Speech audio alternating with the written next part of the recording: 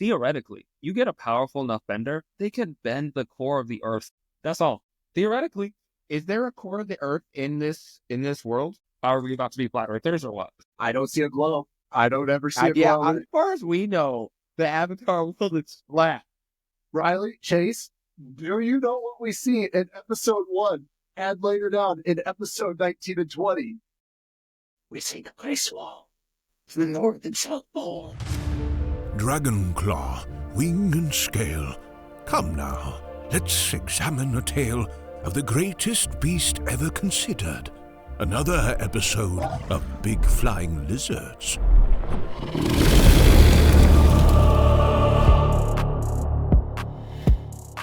So the beauty of Avatar: The Last Airbender is there's so many messages that you can really take from this just such expansive story. There's messages of friendship, there's messages of just trust and betrayal. But one message that I especially appreciate this last week is, if you ever are just getting sus feelings from a guy, most likely he's a terrorist and you can just report him and all your problems will go away. But on that note, welcome to Big Flying Lizards, a dragon movie and television podcast. I am your host, Bryce Wilson. I am joined not by one guest, but two guests. We have joining us again this week is Chayce Hernandez right here. Chayce, say hello. Howdy. And today we are joined by an additional guest. Ryley, do you want to introduce yourself real quick? Yeah, what's up? I'm Ryley. I am Chayce's better half. I am his cousin, not his partner, just so y'all know. And yeah, I'm just the other half of this crazy duo that is us. Well, I really appreciate the both of you coming on to talk about this amazing show. Last week, Chayce and I just went into the first 6 episodes of Avatar: The Last Airbender. And I just want to give the floor to you, Ryley, just to, one, talk about really just your thoughts on the show overall before we start diving into these next 6 episodes. I know that there's going to be a lot of thoughts concerning it, but I just want to give you the floor. Just take as much time as you need. What are your thoughts on Avatar: Last Airbender? Thank you.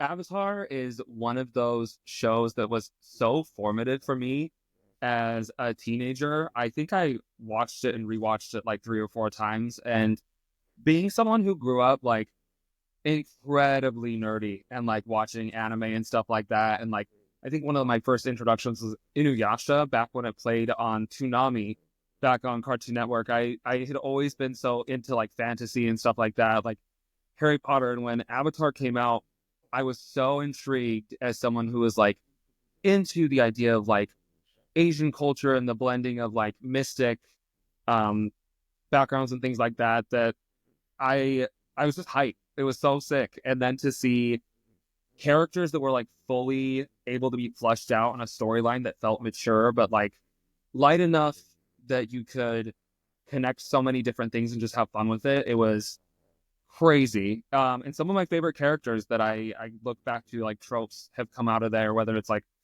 Toph or whether it's Aang, or even I was a big Azula fan. So, I love a psychopath.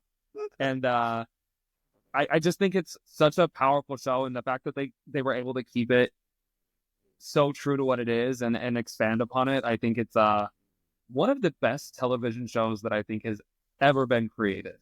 Like I agree with that. I did a whole intro to it last week, and it's considered by many to be the greatest animated TV show of the 21st century, bare minimum, if not of all time. And I would be willing to say, if there was not, I'm sure there's some film nerds out there that are saying otherwise, but I'd just put it up there in at least the discussion of top 10 greatest TV shows of all time. And Chayce, I want to just point out that we have an I am Snoop Dogg saying, OMG, I'm excited, Chayce. So, period. Big fan of Snoop Dogg here. Last week, we covered the first 6 episodes of Avatar: The Last Airbender. We're going to be going over the next 6 episodes in this show. These episodes being the Winter Solstice Part 1, The Spirit World, and Part 2, Avatar Roku. We're going to be going into then the Waterbending Scroll and Jet in Chapter 2, and The Great Divide and the Storm in Chapter 3. Just for my initial thoughts, these 6 episodes, well, 5 of these 6 episodes are incredible. Like Chayce and I mentioned last week that we were just so surprised on how great some of these episodes were, but it's just, to me, it's just showing that this entire season was just a banger. I'll be straightforward now. The Great Divide episode was pretty mid to me. I wasn't the biggest fan of that episode, but the other 5 episodes, I was just like shocked that this is amazing. And I loved each and every one of them, each for another reason, for their own reasons. And I'm excited to break down those ideas for each episode. But Chayce, Ryley, first initial thoughts of these 6 episodes that we're going to be discussing today. You know, I really feel like this is like getting stretches in this show, and this is like the first stretch where it's just like, you know, this is binge worthy TV. This is you can knock these down. They're not fantastic, and they're not terrible. They're perfectly repeatable. They're perfectly repeatable. Like you could watch them. They're just good episodes, but they're just easy to pop. I don't know. I feel like this is kind of a stretch in a lot of ways. Period. That's a take, Ryley. When I kind of like going back to these episodes a little bit differently, I think that this is really where the story takes a turn to being more formative.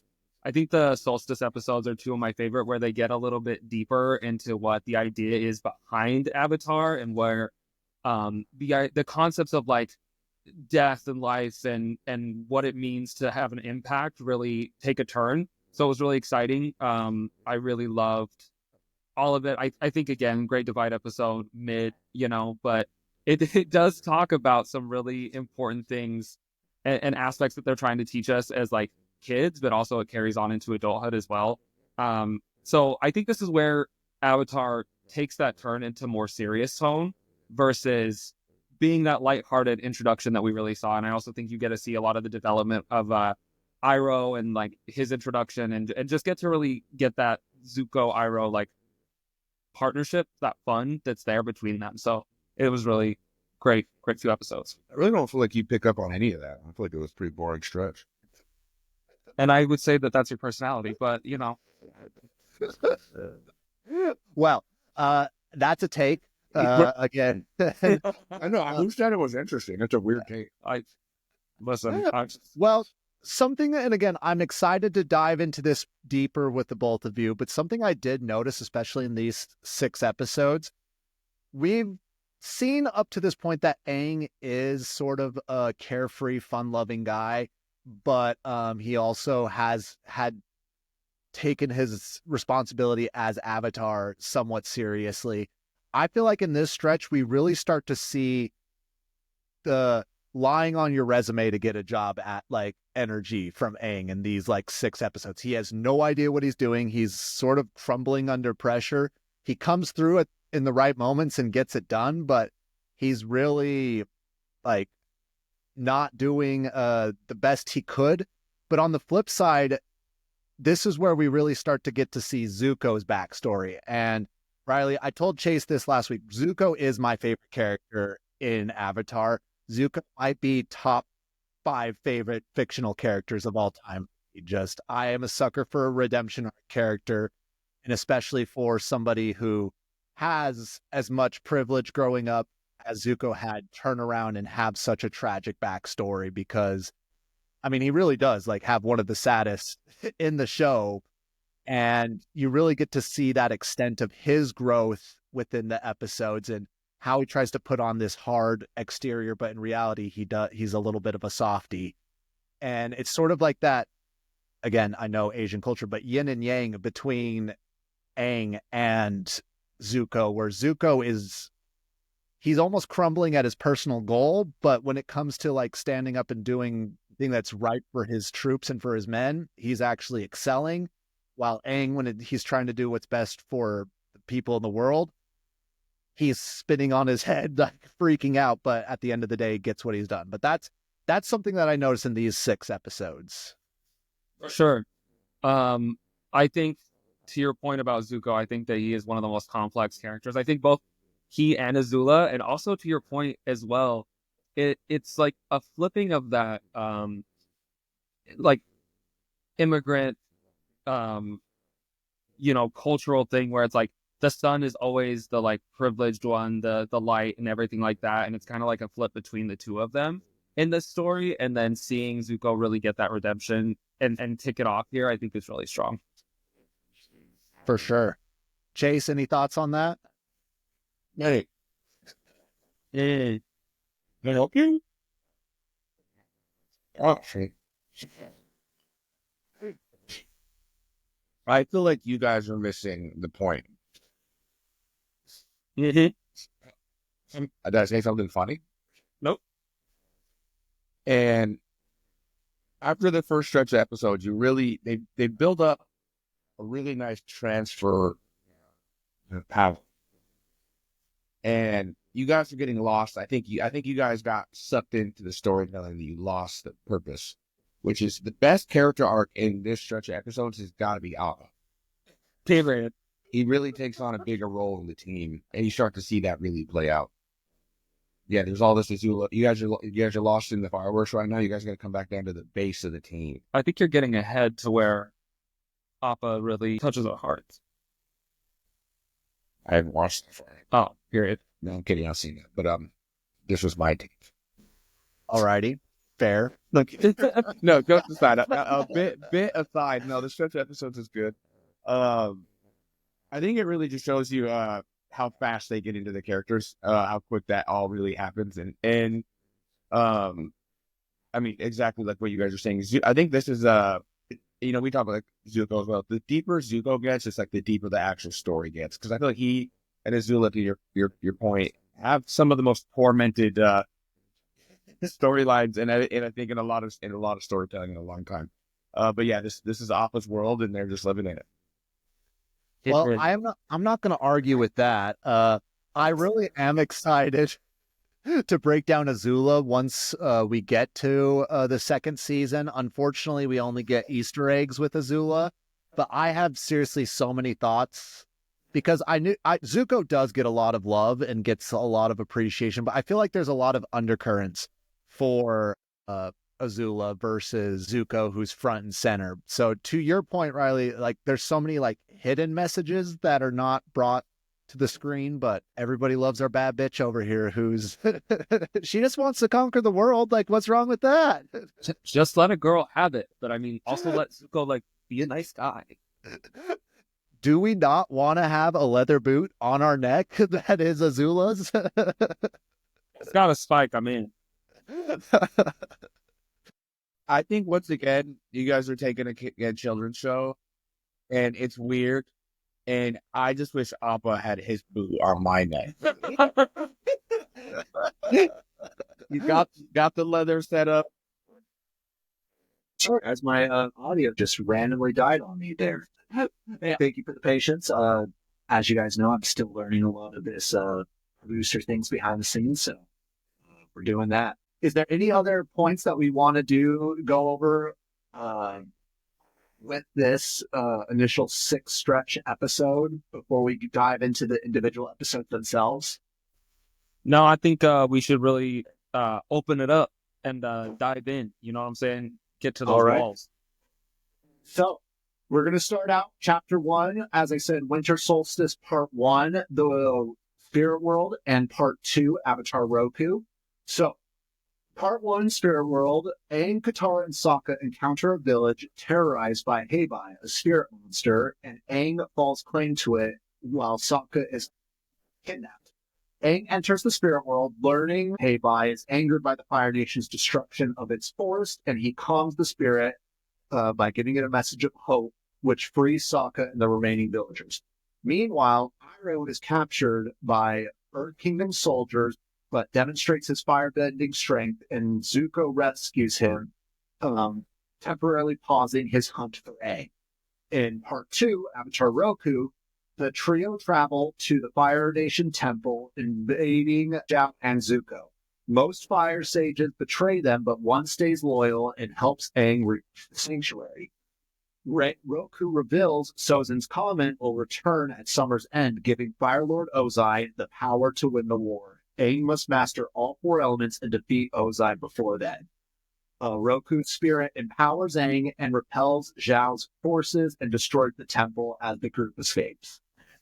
Like I said before, this was a I think you said it, Riley, but these 2 episodes I did genuinely enjoy. I love these lore drops that we're getting, and I really feel like this is where the meat of what the show is actually going to be about going forward is presented for. Before, we are still getting that character development, the world building, but we're sort of like, okay, what's going, yeah, everything's at war, but where is this really going? But this is like, no, there's a due date. There's something to be done, and puts a little bit of fire under Aang's ass. Sure. I think that you touch on the point of like putting the fire under his ass, so to speak, metaphorically, and literally almost. And I think the whole concept behind this being that switch is really interesting to have it here, because in the beginning of the show, you kind of have it that light, like cat and mouse kind of thing, and that kind of carries on. But this is really like where that first shoe drops, and they're like, all right, shit's real. There is way bigger at stake. These are kids really going into battle. And I think that the Solstice episodes mirror each other in a really cool way where in the first one with Sokka, getting captured and everything like that, disappearing, and Aang really having to search inwardly to come to the epiphany of like how to save him, what's next. And then in that other one where Iroh's kidnapped and Zuko has to do the same thing, it's really a duality, and it shows that Aang and Zuko are like 2 sides of the same coin, to your point, yin and yang kind of a thing, and it is that duality. And I think that they really set up the duality for the remainder of the series, because you see it over and over and over again. Chayce, you didn't seem to be as hot on these episodes as Riley and I, so what are your initial thoughts on these? No, that was a bit. No, these are good episodes. I think that the interesting thing about this stretch of episodes, though, is how different each episode really is. And they really use each episode to, as you guys put, show certain qualities that they're going to really develop on in the rest of the show. Like those seeds are really planted as they go, whether it be, and I think there's a lot of, obviously, like yin and yang in this, like you guys are mentioning. They have the tribes that he's balancing. He has I don't know, I feel like the stretch of episodes, you see him being a mediator quite a bit. And I think that's a big thing that they're trying to show that the Avatar does. And I think that ends up being, obviously, through the end of the series, kind of the core quality. They try to show Aang in these situations and how he mediates and how he always ends up in the same place. And I think that ends up, if they really give depth, I don't think necessarily to the character, but more to the actual positions they're in, right? To the Avatar. I think the Avatar position gains a lot of depth in these episodes. Oh, I agree with that completely. With that depth, though, we also just see that level of vulnerability that Aang has shown, because he has no idea what he's doing. Like, he was technically supposed to be trained by the monks before he ran away on how to be more in tie with the spiritual side, to be communicating with his past self. But instead, he's over here just running around in circles, literally screaming at a spirit that's destroying a village. And he's like, stop, please stop. No, don't do that. And the spirit's like, I don't give a fuck. Like, literally just throws him at one point. Yeah. And so, again, it's just that feeling that Aang is well in over his head. But also that he's just a kid. I think that, again, one of the messages that I think they really are trying to hit home is that these are children trying to save the world. Like, it's not, these badass warriors that have been training their entire life. It's literally just a kid who loves penguin sledding, a kid with a ponytail, and a girl who doesn't know how to waterbend but has that ability, trying to take down, as we said, anime Hitler. Like, yeah, and I think How relevant. An interesting thing as well that they develop in Aang that's kind of under the surface that you don't get till later is that's a dragon right now that you can hear. In almost every episode, it's the problems get as severe as they get from his inability to act, right? And you see that childlike behavior and you see that the airbending monk lifestyle in him, but you see it actually work against him for a really the most you really see for a while early in the series, and that's such an interesting aspect that they were trying to show is like how because everything else they show we haven't gotten to firebending where they show necessarily the positives as much. They kind of dip those in with Iroh heating tea and like little silly things. But right off the bat, they really through this stretch they really go showing the downside to the airbenders because there is just Aang. Yeah. No, I totally agree with that. One thing I want to dive into really quick that I just noticed as an overall message especially in the Avatar Roku episode, but I feel like it really spans for the rest of this, is there's almost, as a child, I felt like if any child feels like they are well educated in geopolitical happenings. One, they're a nerd. Two, Oh, damn, I was fucked. Okay.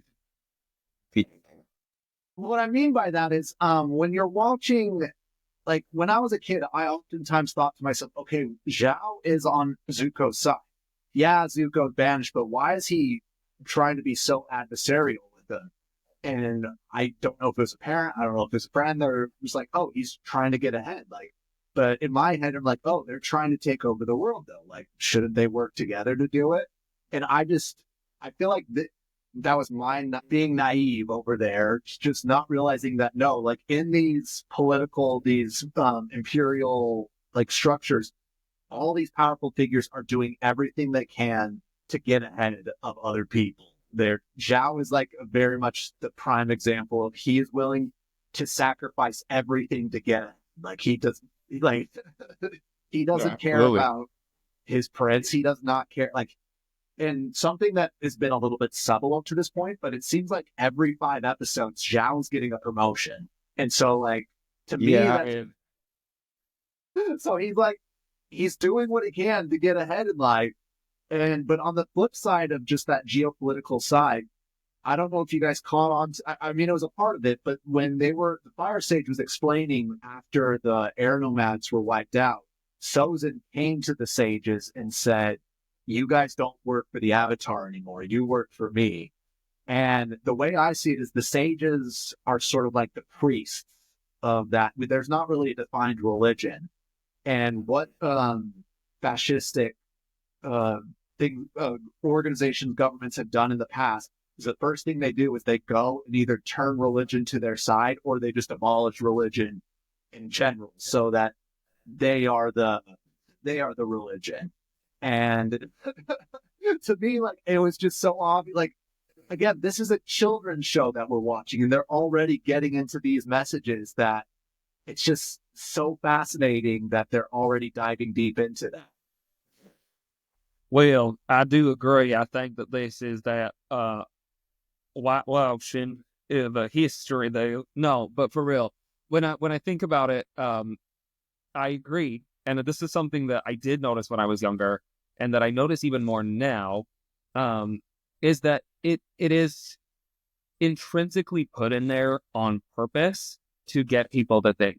Because if you think about the background of the creator of Avatar and where he comes from and the background there and everything like that, it's tied to wanting freedom. It's tied to those principles of the different forms of martial arts and what that really is meant to bring about, which is like peace and kind of that like nirvana sense that you get from like Buddhism and things like that. And so he's really trying to paint that picture for children of like life is complex and there are different systems within working against you or against what is right, and that what is right and wrong is not always the most clear-cut thing. And what I really like about characters like Zhao and these peripheral characters is that they are primal emotions. They're representative of primal emotions or feelings that like are easy to understand. Each like character really represents that, and he's like envy and greed, and like that's really where he fits into this, where Aang is more obviously like peace and introspection and things like that. You know what I mean? So it is interesting to see that they're tying that into a children's show, and that it's something that's even more relevant to us now as adults. And looking back on it, I do think that if you grew up with the show, I think, and you were really into it, I think that these moments did play a part into how you turned out. Because I'm gonna tell you one thing. Avatar made me who I am. I don't know if I Little really Avatar. follow that up. Avatar made me who I am. Let's go ahead and And that's all we have for today, folks. yeah, we're gonna have to break that down in front of a professional. Yeah, no, I agree with all the points you guys are making, and I think it's once again for a kids show and the short run time of each episode, it's interesting how into depth they were able to take these topics with the storytelling that they used, and they did it in ways that weren't so direct, right? They never showed the Fire Nation actually performing a lot of these things. They did it by showing the side effects, whether it was the group of bandits who were started out as kids defending themselves against the Fire Nation, and then ended up having worse intentions, or similar intentions, or it was the encampments that they show, and the multiple different encampments, and even just showing how much the earthbending styles really were being forced into labor, right, and things like that. And so it's such an interesting storytelling perspective where they do it outside in. They show the side effects of that power, like we've mentioned before, and it's that show don't tell. Once again, really heavy in this series. And it's just super interesting. And the one thing I will say I really liked about this show through all of this is they somehow, just fit such good humor in at such peculiar moments, to show the humanity in each of the characters as they're going through this, which is super interesting. Oh, for sure. I will stand by this again. Like, I think the biggest crime that, well, again, I haven't seen the live action Netflix show for it, but my brother's told me a bit about it, and he said that they just take away a lot of the jokes and humor. And I'm not saying copy and paste the jokes in, but that is like, Sokka is a comedian. Like, he's a comedian warrior over here. Like, he's supposed to be funny. And to me, like, I know we don't talk about the live action movie adaptation, but the biggest crime that was in that is they made everything like so serious in it. And I'm like, Aang is not serious. Like, Hold on. I'm so sorry. I thought that's what we were talking about. We're not talking about M. Night Shyamalan right now? I wrong podcast. Okay, don't worry. I'm going to call my agent. Chase, why would you book me for this? I did. You guilted your way into this because you don't like me talking to other men. That's diabolical. I literally just sat down, and he's like, came and he looked at me, and he's like, okay. And he went and put this shirt on so we'd match. And then he went and got that haircut yesterday. He had long hair, just so he could look like. This is a single white female situation. I have infiltrated his life. That's true. No. But when you're talking about the outside in kind of perspective, and just kind of like what we're seeing and how impactful comedy is as well, and just putting the seriousness into it and taking out the comedy and how that dilutes the story.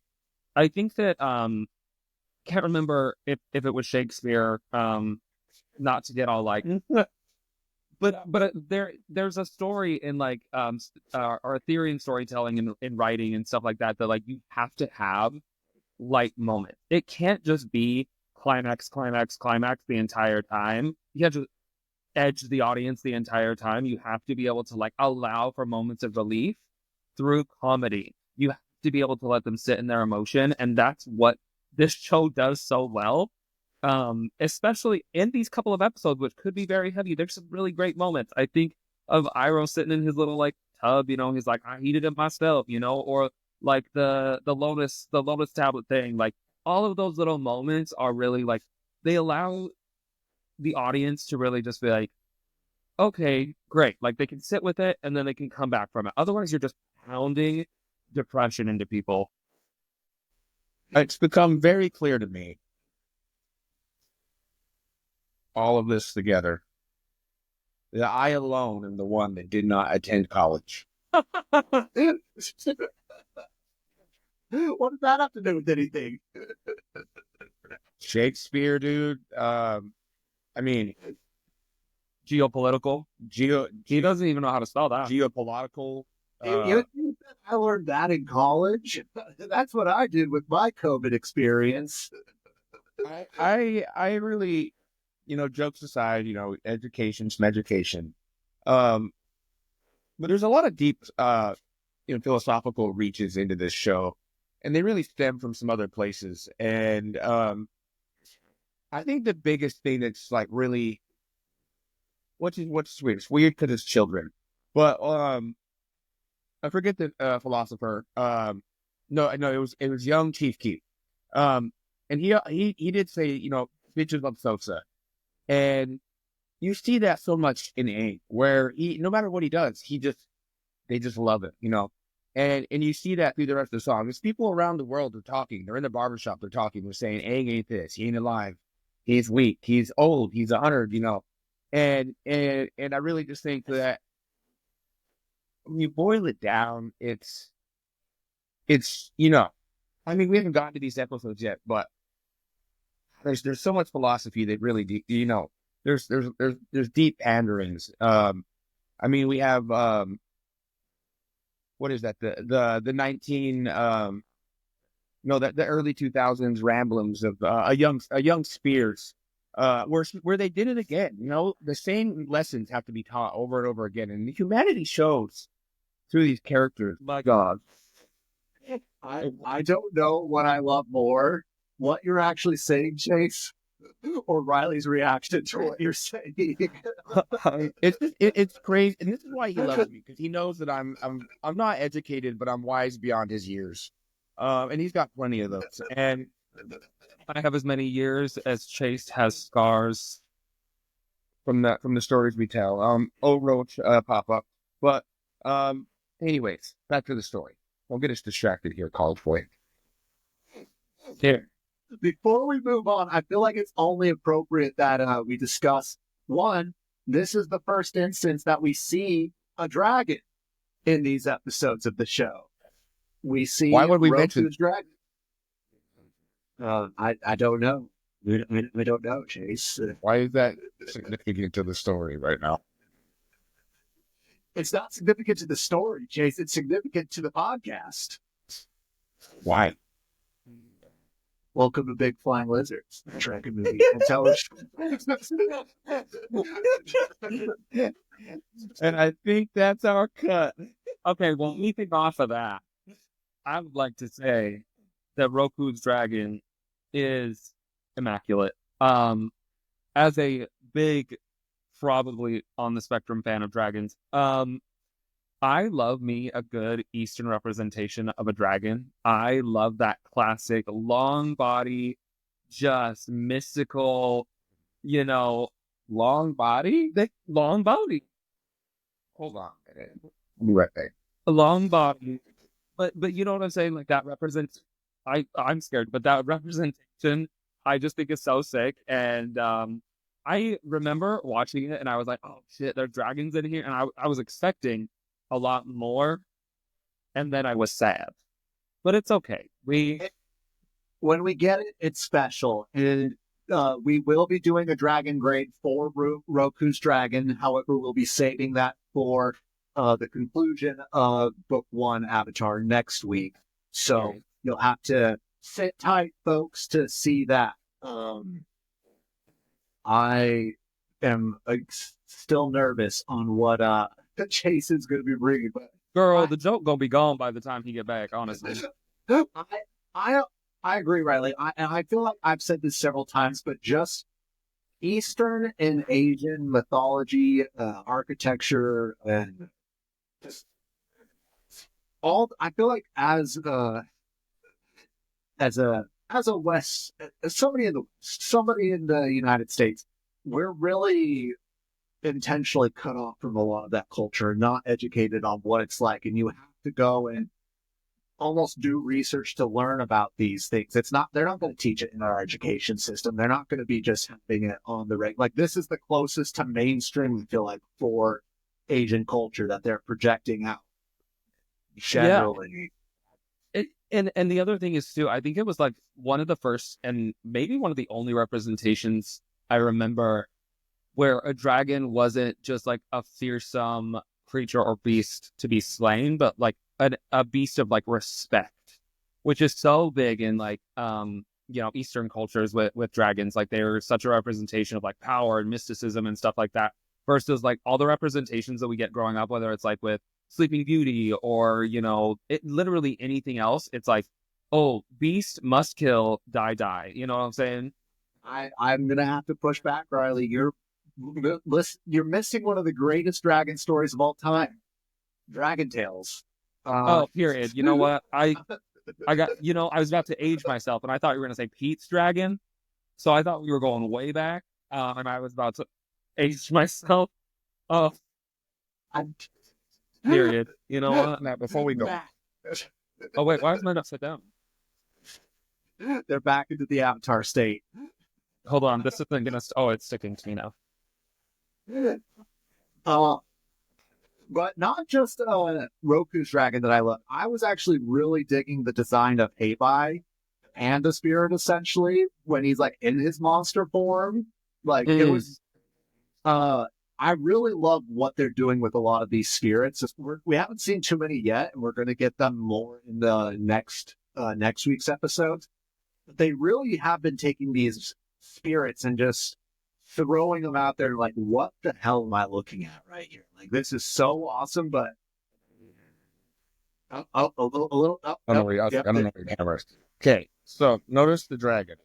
That the dragon's body cannot be long for the dragon's actual bate. A lot of what you interpret as long dragon is actually tail and neck. So, anyways. I need to get this man a dragon anatomy degree right away. Here you bring up college again. Is it? Take this stupid shit up. He just never got the Dragonology book as a kid, and it just goes to show that he was underprivileged. I'm still trying to find it.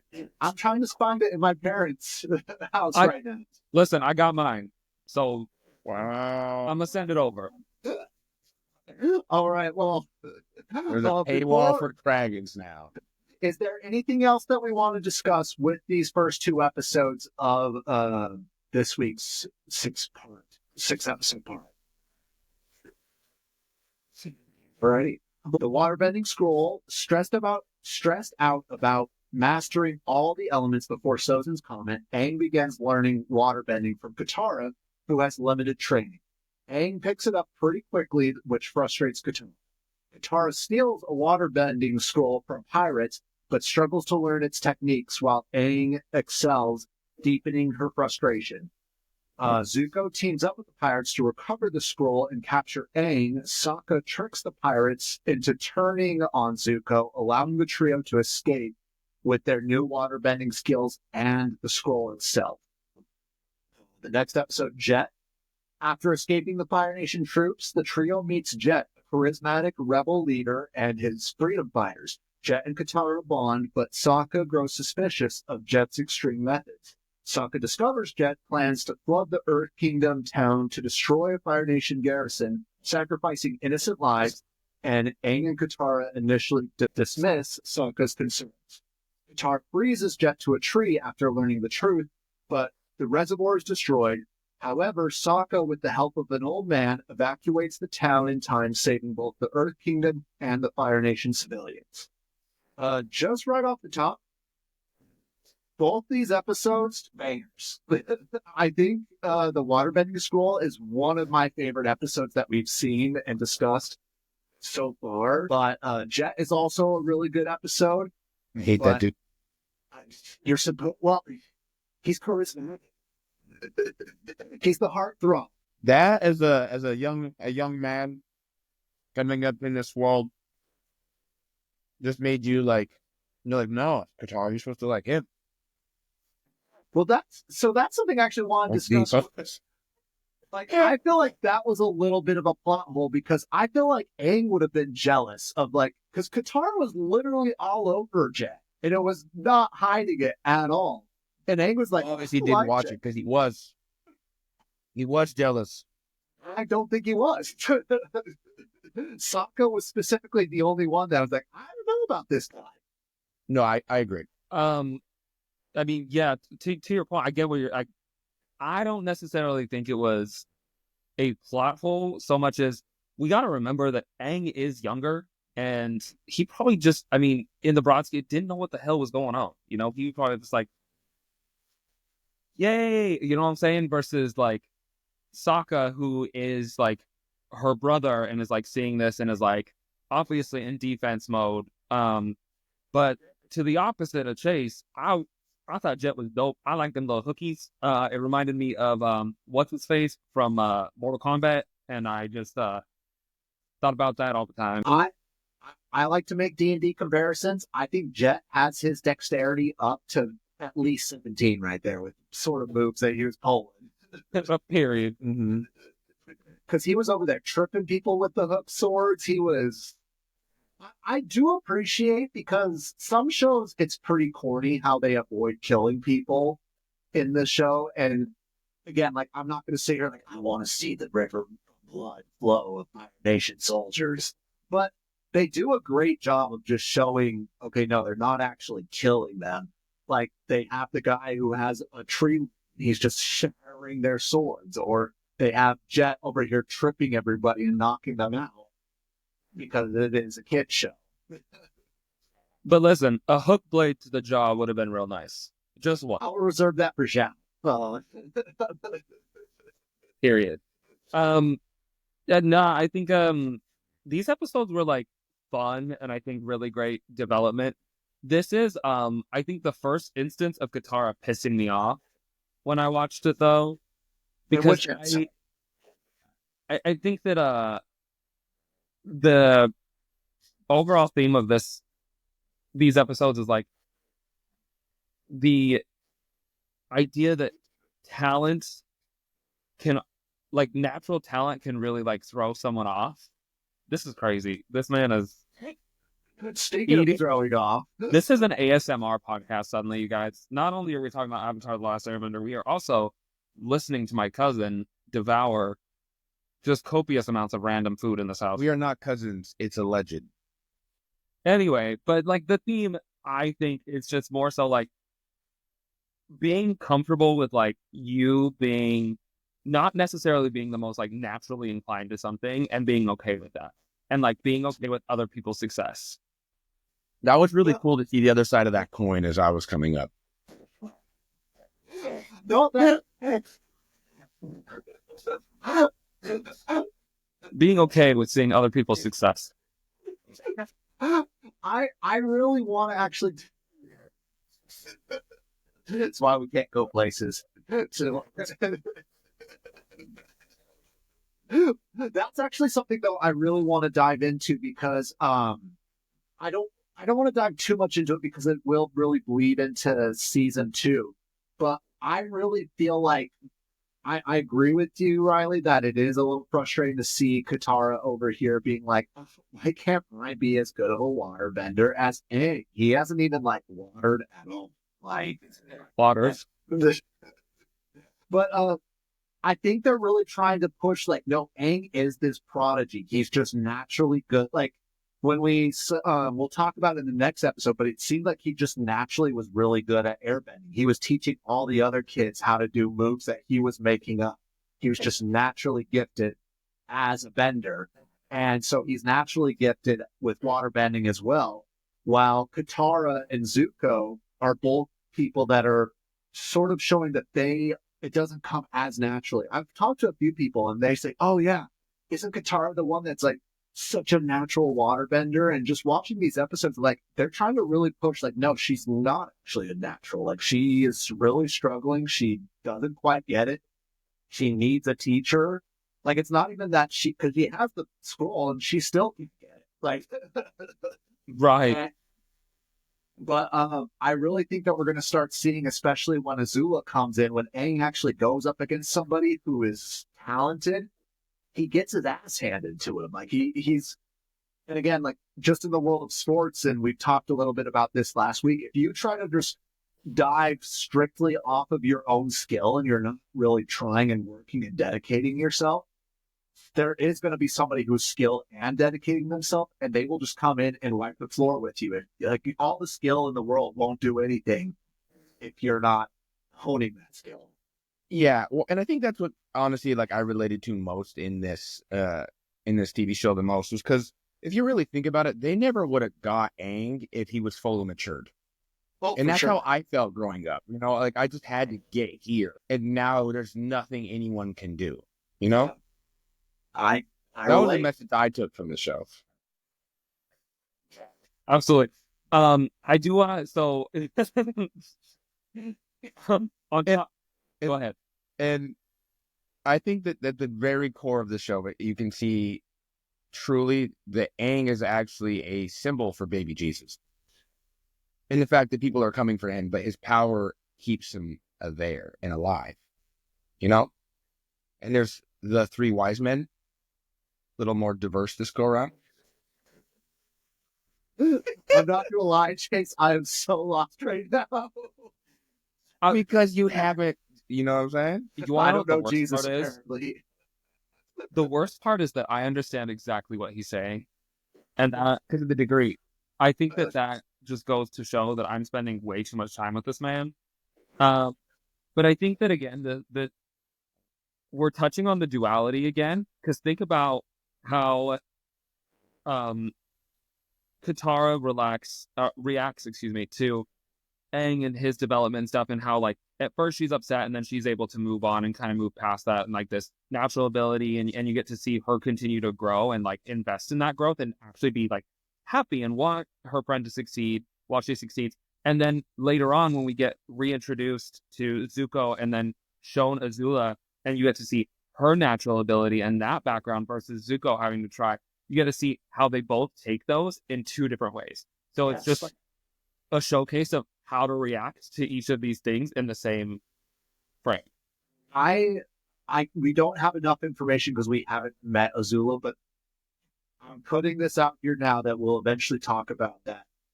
We are talking about how Aang and Zuko are two sides of the same coin.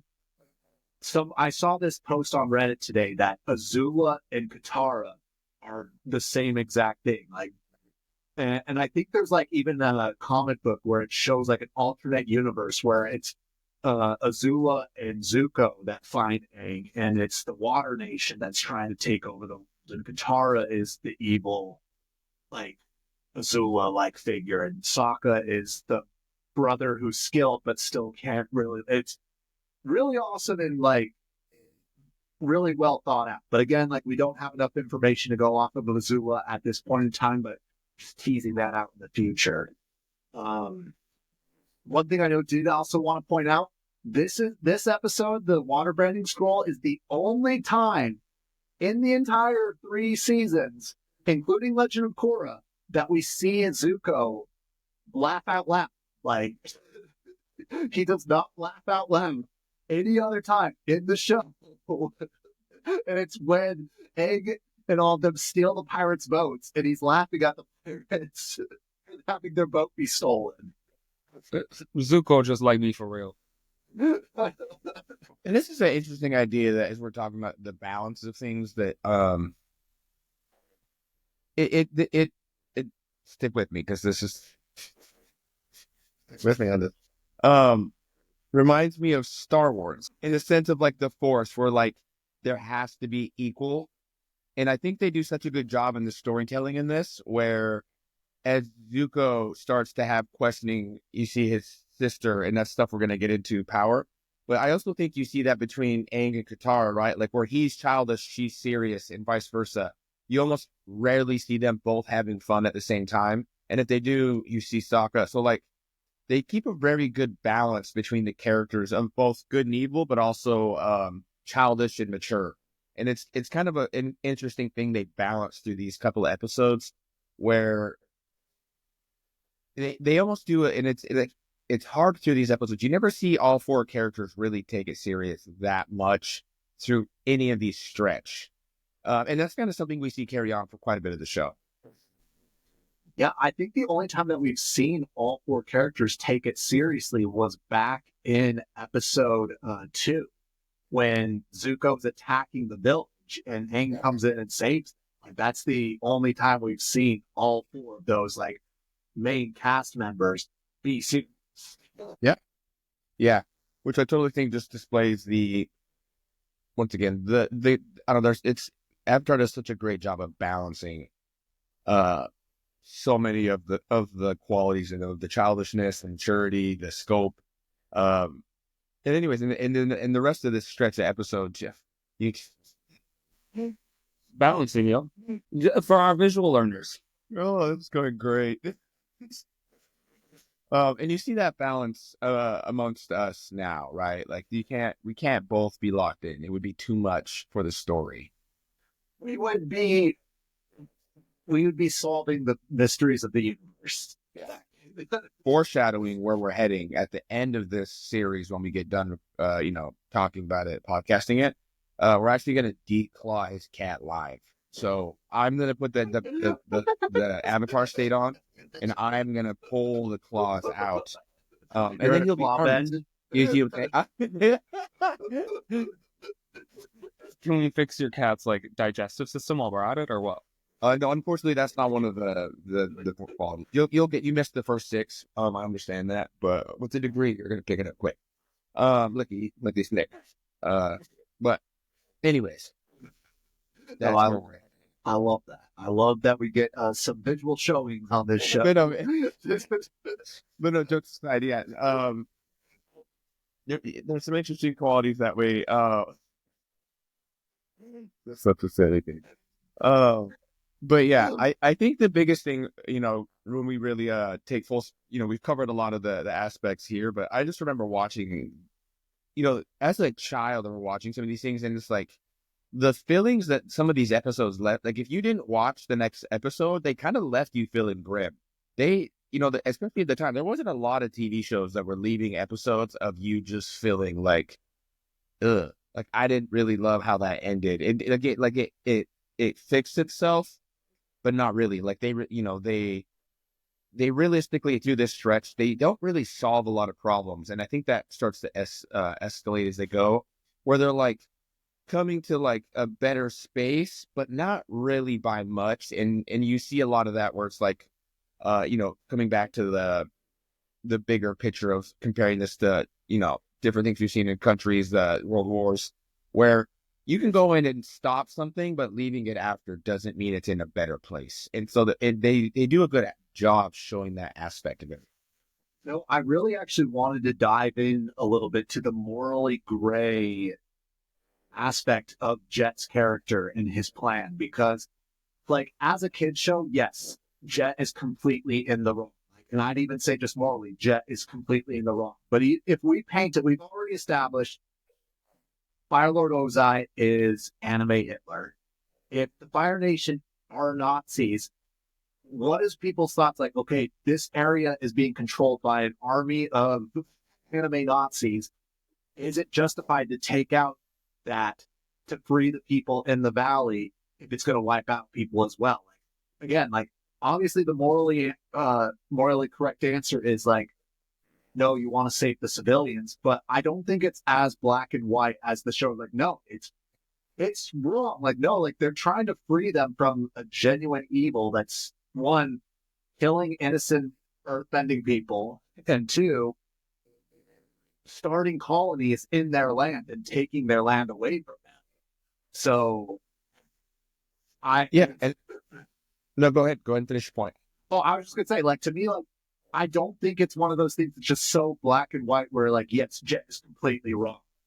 So, Yeah, no, I agree. And actually, Mac was just telling me how it comes down to that old principle of be careful who you make your enemy, because you always end up, becoming them, usually in the process of what it takes to overcome them. And you see that a lot with Jet, his character. He becomes very much like them. And one of the things that Mac really said that stuck out to me was, you see, once again, in the same quality out, Jet's realistically the worst character out of the group, right?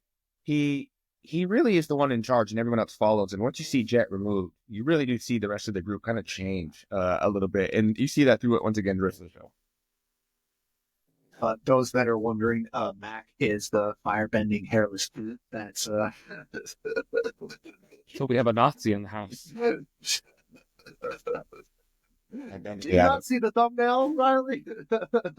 I'm so sorry. I look work full time. That's it.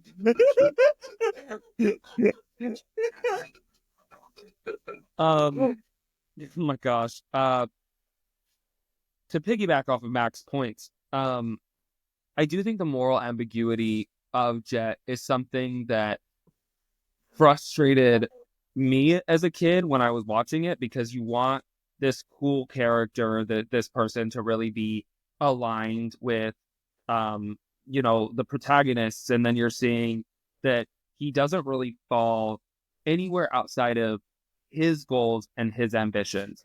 And when you're watching how the arc kind of plays out, and just like you see the fallout of his actions and how you can try to do the right thing and still come out doing harm on top of it, right? I think it showed the complexity of the idea that there's no right answer in every situation. There's always going to be some kind of consequence, for every action there is an equal and opposite reaction. It's the same thing with us, and these themes of karma and these themes of duality that we see throughout Avatar really do play out here. And in this piece they throw that third piece, that middle ground, that I think a lot of us didn't know what to do with. And I think that Jet's that character that even now we kind of sit back and, at least for myself, I look at and I'm like, where would he fall? What does that look like? Especially the geopolitical climate that we live in today. I mean, Jet is going around calling himself freedom fighters, and I mean, to them, they are freedom fighters. But especially in how the show is like trying to portray it, they're terrorists. Like, they're straight up over there trying to, and I'm not saying what they're trying to do is not just, they're trying to save their people. They're trying to get people, their land back. But at the same time, it's an old saying, like, one man's freedom fighter is another man's terrorist. Like, that's it's just really fascinating that they're just diving so deep into these different subjects for it being a hidden show. I think that's going to be the theme of this episode.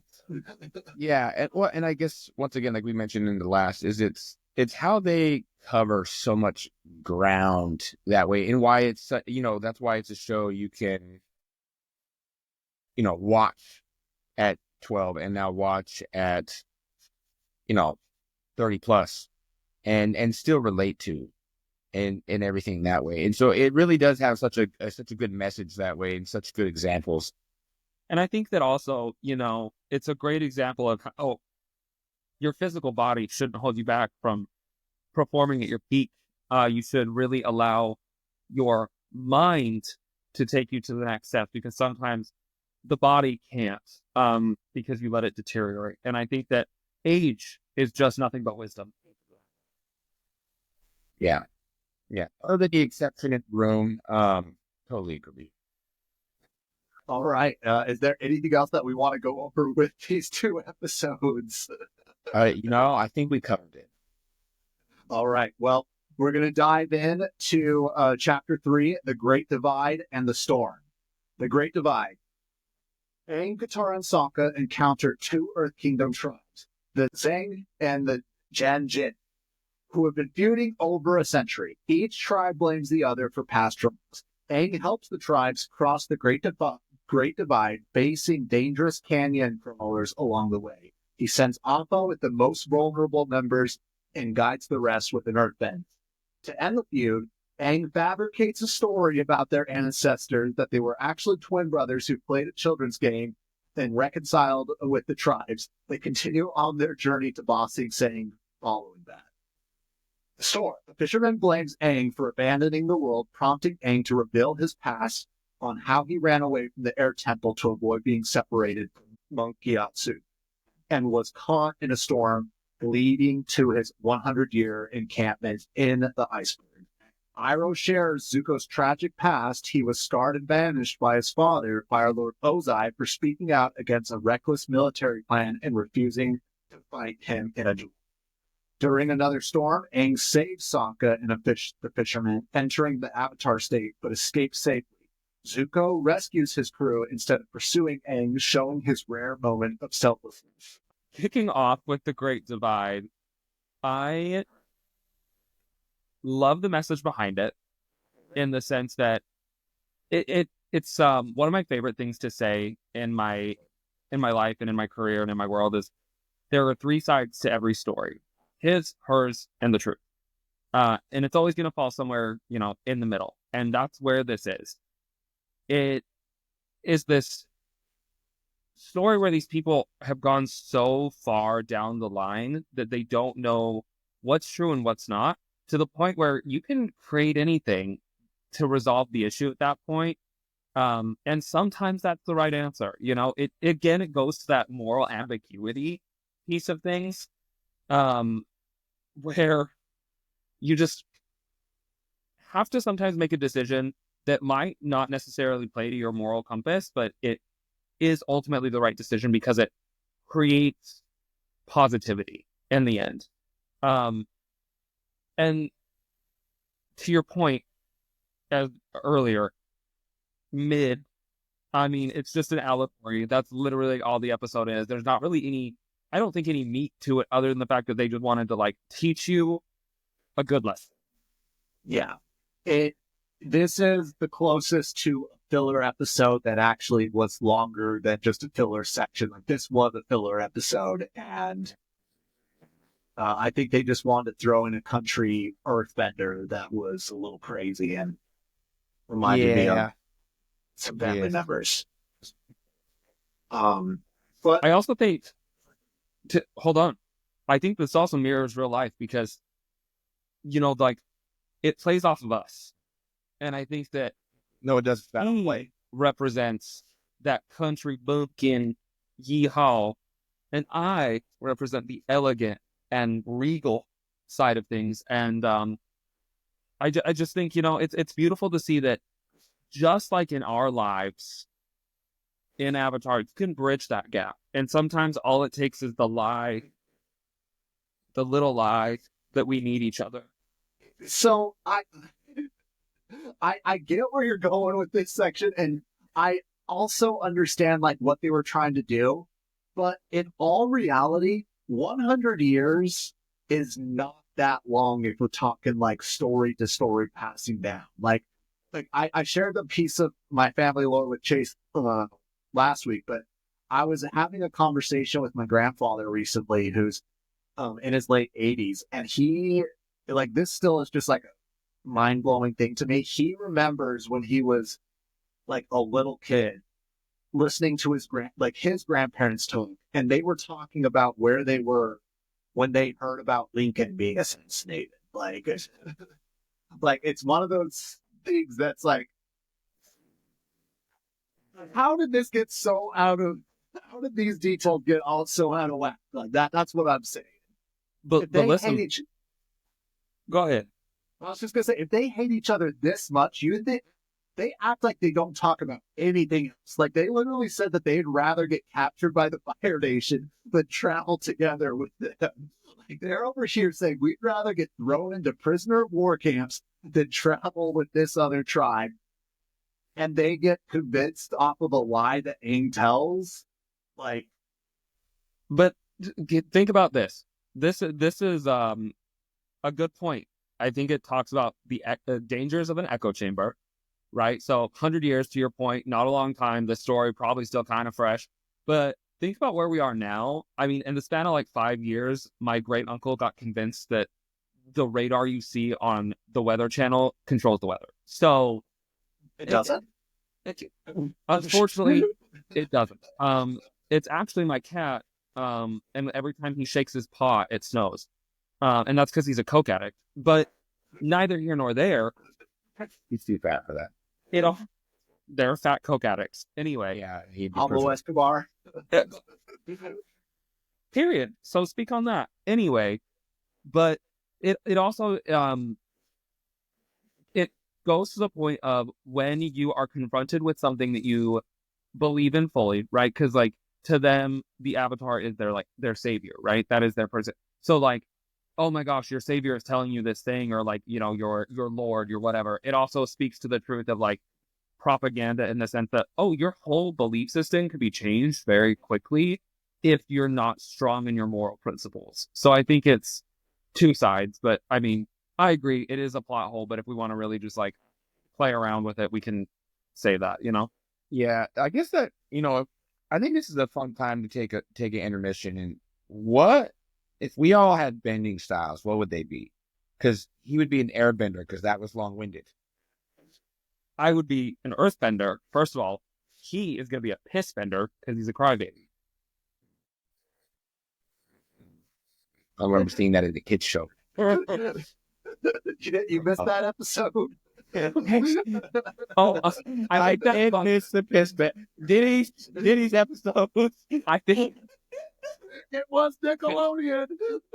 come to think of it, I actually think that I saw that online somewhere. I don't think that was in the show, so I apologize. Wasn't there just a documentary that came out with all this the feet stuff going on with Nickelodeon? Who's the feet bender here? The tapes that they're hiding from us are the piss bending tapes. It's actually a cross. Declassify It's that. a docs. Declassify that, coward. Let him out. Mock drops. Oh no. No. Well, here's the thing. Like, when I was younger, I genuinely was like, I would want to be a fireman. Like, especially, again, spoiler alert, further down the line, when Ozai is able to, like, check with his fire, I'm like, yeah, I will take the firebending, be able to fly, be able to just be super powerful, badass. But as I've gotten older, I'm like, do you know how OP benders actually are? Like, you could build your own house. You can literally just make everything better. Like, here's the thing, like the Earthbenders, I understand why they have the biggest nation, because they Some respect on my name. Good ones are you're an earthbender. I took a quiz. Oh yeah, so when you walk the fucking ground shakes. Yeah. Anyway, let's not even get into metal bending, and then I mean, obviously, we're getting way ahead, and then we can talk about magma bending from there if we want to get even crazier. So, you know, who else got that? I mean, we could argue that water bending is more powerful. It's fine, but listen, let's theoretically. Now we're getting to physics. Okay, theoretically, you get a powerful enough bender, they can bend the core of the Earth. That's all. Theoretically. Is there a core of the Earth in this world? Are we it's a about to be hamster flat wheel. earthers or what? Well, I never hear them once through the entire series mention the core of the Earth. I don't ever see it. Yeah, wrong. as far as we know, the Avatar world is flat. To be fair, we never see them go around the world. We just see them go.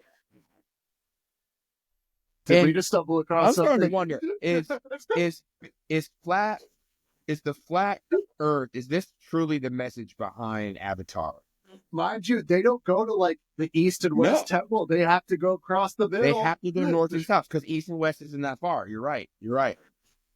Coincidence? I will say this,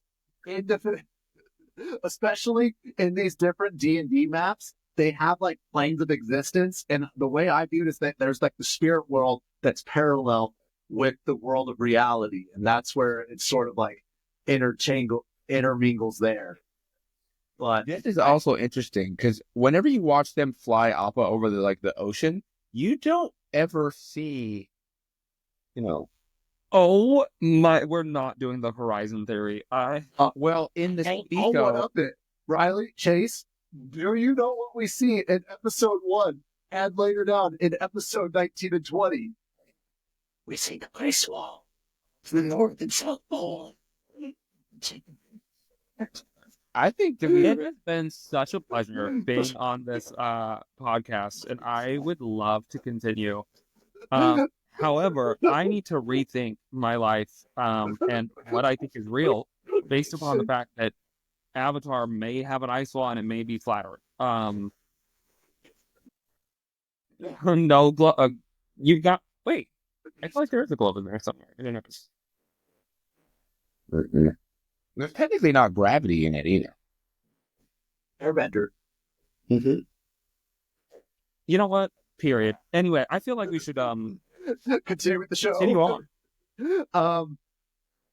Yeah, I think there's not too much that we can say that. I think I agree with you, Riley, about the Great Divide. I think that to me the biggest hole with this entire plot of this one is that once again, Appa could have just flew out. He could have made like 6 trips and this would have been done. Aang literally just got the whistle. He literally just got the whistle, and they're like, "Oh my god, we're gonna get out of this. We're trapped." They're like, "God damn it, Aang, you got a whistle. You can't whistle for Appa to come back in." Like, Yeah. Now, having said all of the trash that we've talked on this episode, 2 things. The meat is what makes this episode. They're all like sneaking food. That's the whole thing. And they're sneaking food, and the food looks delicious. Secondly, when they ride those giant ant things, I'm not gonna lie, these are probably and then maybe it's just me hating the episode as much as I do.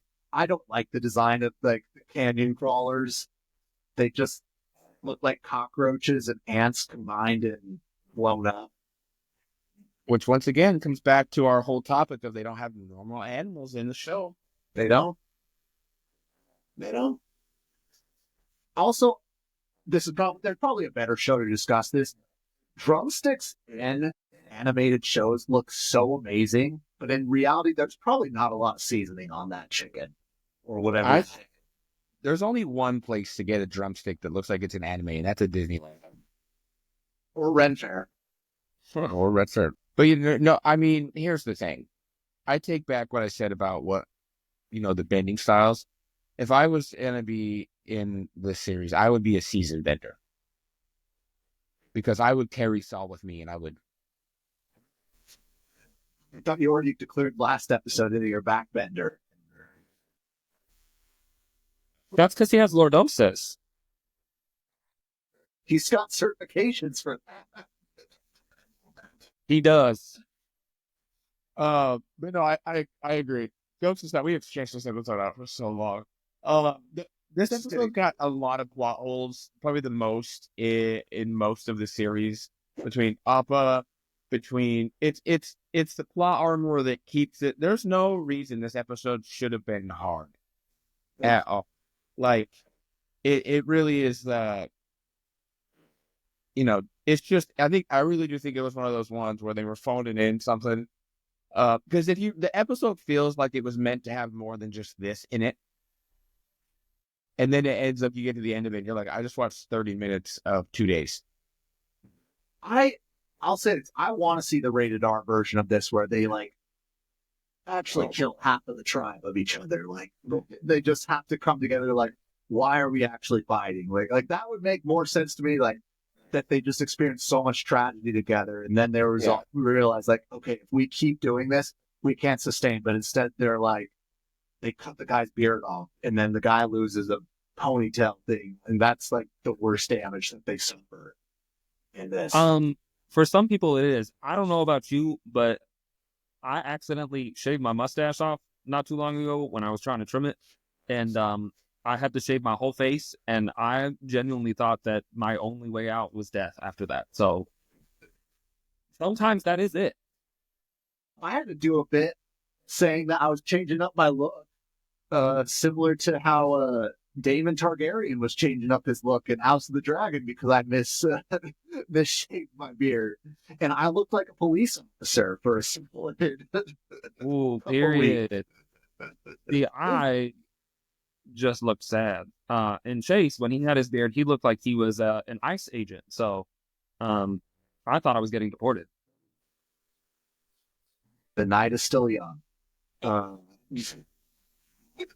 Hey, you're going away for about 3 years and like 94% of the fourth year. The storm. You're never gonna sell. The storm. We got a whole other episode. Let's get into the storm. I will say this about the storm: like, I felt like half the episode, I was really not liking the whole actual storm thing that was going on. But I love lore drop episodes. I love the episodes where we're getting the backstory of like how Aang was growing up, what Zuko actually went through, and again, just the yin and yang, showing the parallels of what both of these characters have gone through. And I mentioned it earlier, just showing how Aang was a prodigy child. Like, not only just being the Avatar, he was teaching the other Avatar kids how to make the air ball, and that becomes like their scooter that they ride around on. And No, I agree, and it's interesting seeing his childhood, not as positively as he made it sound, in a lot of ways, and all of those things you see show up through that episode. But I think my biggest issue with this episode is the fact that it's the lore drops are great, the transitions between them are terrible. they obviously wanted to find a way to incorporate a storm. It's like, I keep going back and forth because I'm sort of like, if he could prove that he's the Avatar, people would just be giving him food. Like, what is he doing over here? Like, asking for food, like having to buy food and all that. Exactly. What do you think, Robert? Let the man finish. I was just gonna say, like, yeah, it's, if Jesus could prove, like, in the Bible that he was the Son of God, I'm pretty sure everyone would be like, oh yeah, take whatever you need to go on your journey, good sir. Aang can prove that he's the Avatar. It's not like it's he could be the Avatar. We don't know if he's the Avatar.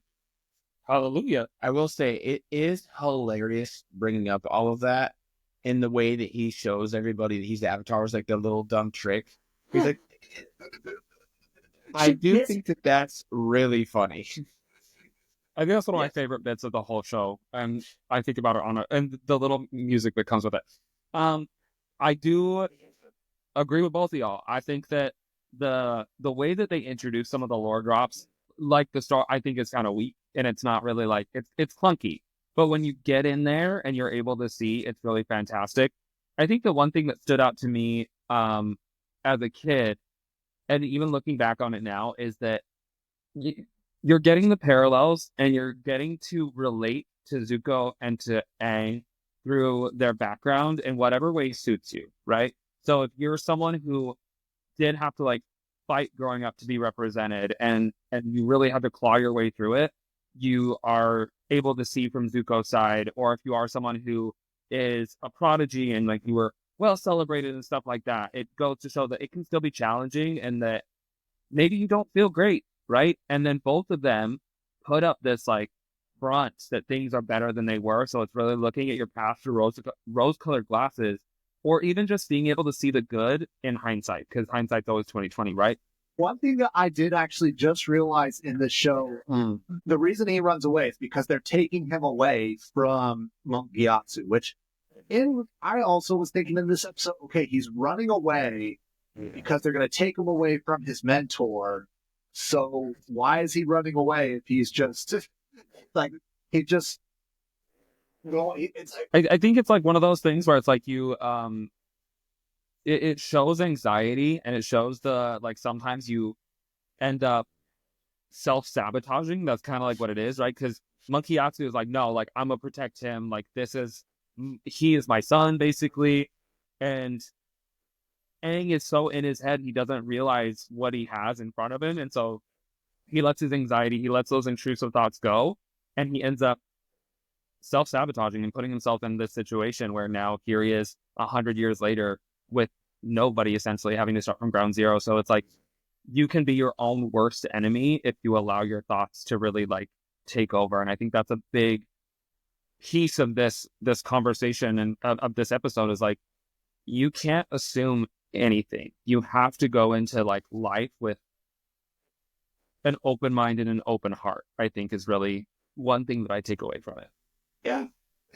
And also just with the parallels almost between Monkyatsu and Fire Lord Ozai, not necessarily parallels, but the yin and yang, where they're both the father figures of the people that we're getting these flashbacks of. Monkyatsu is doing his best to protect Aang, and he wants to keep Aang near. Ozai, on the other hand, literally permanently scars his son and gets him away and gives him a task that, in all reality, I don't think he was intending Zuko to actually find the avatar. He's giving him like a wild goose chase that he knows that he'll never actually be able to accomplish. But if he does do it, like, great, my son's a badass then. Like, but at the same time, I really think he's just trying to get rid of him. I think like it's super sick that it like shows stuff. No. One interesting part of this that I think is it kind of gets glanced over, but the fact that Aang doesn't have really parents. You know, like that's not how the Airbenders works, right? Which I think is interesting that it shows a group of people that, in my mind, much similar to some of the ways Native American and traditional tribes moved, being wiped out. And I think that's a really interesting thing that they show in the show that they don't really, never gets the credit it really deserves. Something that it's not in this actual show. It doesn't even actually get brought up in the show in general, but in Legend of Korra, your favorite show of all time, Chayce. Refuse to watch it. So good. He's delusional. Last Airbender's better, but it's still good. When you move on to that, you can call me up and we can have a real conversation about that. But in that, we find out that the Airbenders used to be able to fly themselves. Like they could just fly without using gliders. They could fly without the flying bison.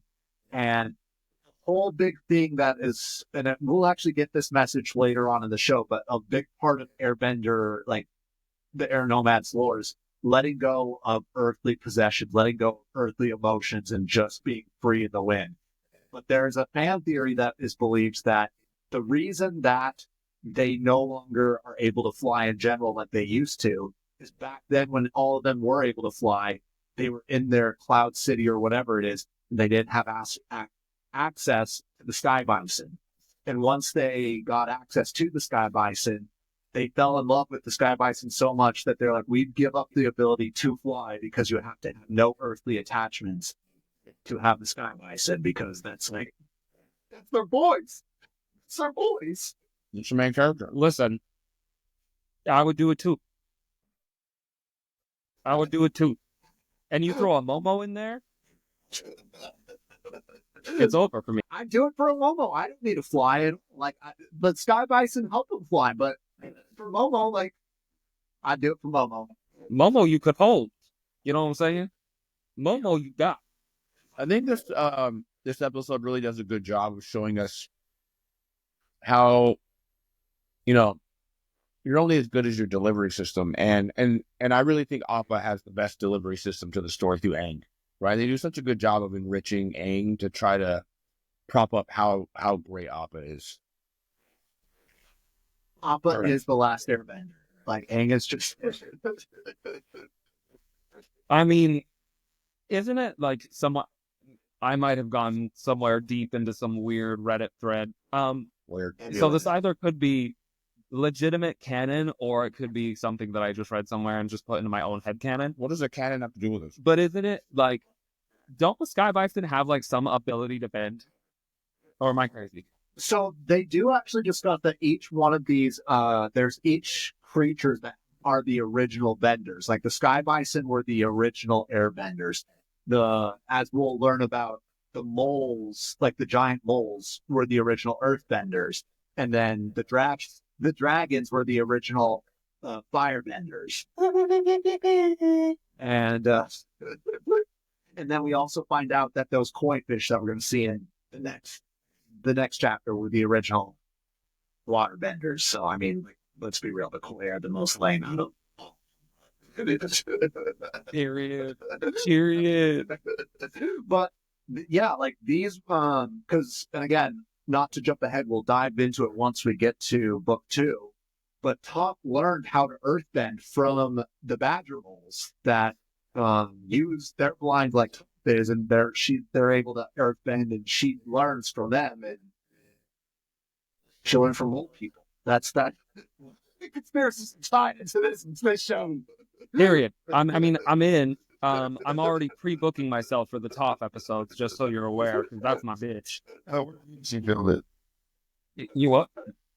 I filled it. Oh, you filled it with me. Yeah, that's correct. I like that they're trying to show the selflessness of Zuko at the end of this episode, but I think we already discussed it's just clunky. They could have done a better job of it. I think we're going to see that he's done a better job of showing care for other people in later episodes. But if we don't have anything else, I think that this might be a great spot to end off, where we're going to be discussing the last 7 episodes of Book of Water in Avatar: The Last Airbender. And we'll also be doing our dragon grade of Roku's dragon in that episode. I'll talk to you guys afterwards just based off of that. Do you guys have any socials you want to shout out before we call it a day? I mean, if you want to see the same gym selfie in 3 different fonts, it is RYLEY RADICAL on Instagram, Riley Radical. But also, I would like to share my dragon that I drew that is much better than Chayce's dragon. You see how it's got structure? See how it's breathing fire and it's got wings? That's all. So if you want more of this content, where to get it?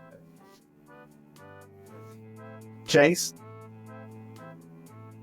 I'm not vain, so no, just go ahead. Thank you, everybody who's been watching. I hope you guys have a great rest of your evening. Be sure to tune in next week, where we're going to be talking about episodes 13 through 20 of Avatar: The Last Airbender, Book 1 Water. In the meantime, like, share, subscribe. Now listen to the wizard, and night. That's all for this week's Dragon Lore. Takes cold and hot, spread shore to shore. Enjoyed yourself? Please join the squad. Follow on social media at Big Liz Pod. And one quick reminder before you go, to rate, review, and share the show. Thank you for listening. It means a lot. See you next week, same time, same spot.